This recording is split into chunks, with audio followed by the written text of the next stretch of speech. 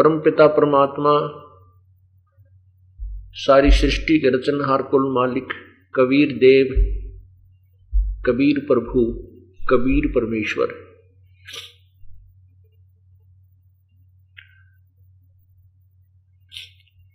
हम कालजाल में फंसी हुई आत्माओं को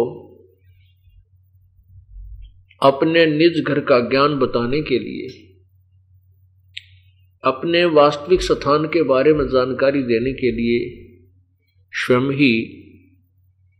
इस काल के लोक में आते हैं। और काल भगवान ने हमारे साथ ऐसा अन्याय किया हुआ है, हमारे साथ बहुत धोखा किया हुआ है। इस काल भगवान ने अर्थात ब्रह्म ने, जो ब्रह्मा विष्णु महेश के पूज्य पिताजी हैं, इस काल भगवान ने, इस काल रूपी ब्रह्म ने, सदा शिव ने हमारे साथ ऐसा धोखा किया हुआ है कि पूर्ण परमात्मा की जानकारी हमें नहीं दी। केवल अपने तक, ब्रह्म तक की साधना का ज्ञान वेदों और गीता जी में वर्णित है। इसलिए हम अपने परमात्मा को प्राप्त नहीं कर सके, पूर्ण ब्रह्म को प्राप्त नहीं कर सके। और जो ऋषि, महर्षि, देवगण, जिन्होंने वेदों को पढ़ा, वेद ज्ञान को समझा, और उसमें उन्होंने देखा कि वेदों में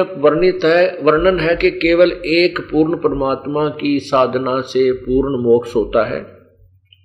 जीव का जन्म मृत्यु सदा के लिए समाप्त हो जाता है, उसी की पूजा करनी चाहिए। ये तो वेदों में लिखा है,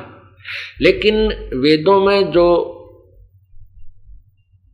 अधूरापन है वो क्या है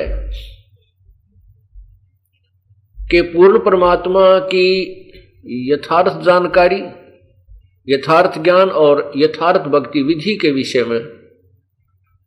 लिखा है कि किसी तत्वदर्शी संतों से पूछो, अर्थात वेदों में वो वर्णन नहीं है। ऐसे ही पवित्र गीता जी में गीता ज्ञान दाता जो काल रूपी ब्रह्म है, ब्रह्मा विष्णु महेश के जो पिताजी हैं, जो श्री कृष्ण में प्रवेश करके प्रेत की तरह गीता जी का ज्ञान बोल रहे थे, उन्होंने भी गीता में केवल अपने लेवल की साधना तो स्पष्ट बताई है, अपने स्वतर्का की साधना, और फिर उस पूर्ण परमात्मा के विषय में कहा कि पूर्ण मोक्ष और वास्तविक शांति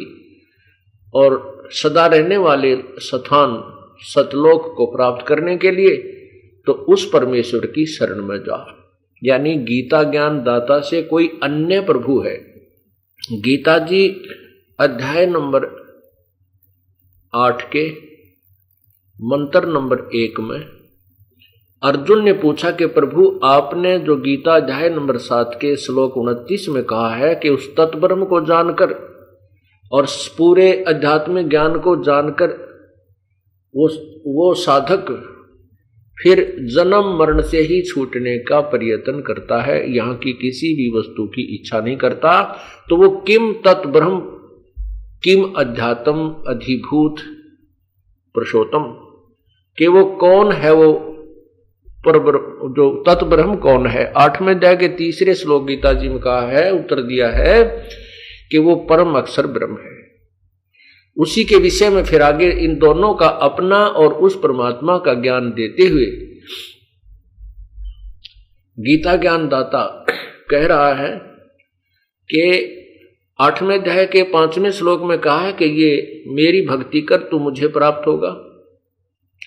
8वें अध्याय के 6ठे श्लोक में गीता जी में कहा है कि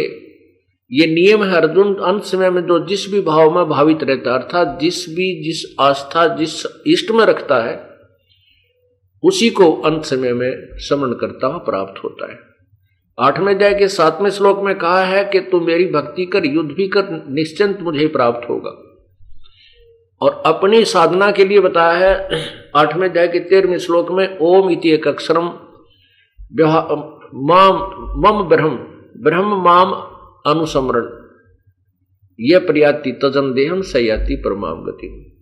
मेरा तो केवल एक ओम मंत्र का नाम जाप है, अंतिम श्वास तक जो उच्चारण करके इसका सिमरण करता है वो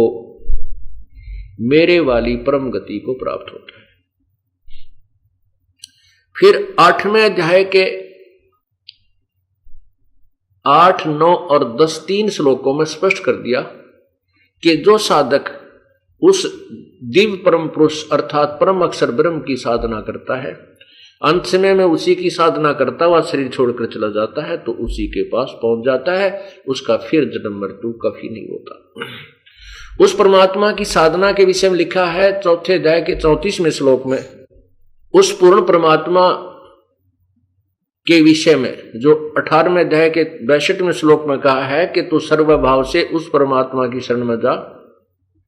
उसकी कृपा से ही तू परम शांति और शाश्वत स्थान अर्थात सतलोक को प्राप्त होगा, फिर तेरा कभी जन्म मृत्यु नहीं होगा। अध्याय नंबर 15 के श्लोक 4 में कहा है कि जब तत्वदर्शी संत मिल जाए उसके पश्चात उस परम पद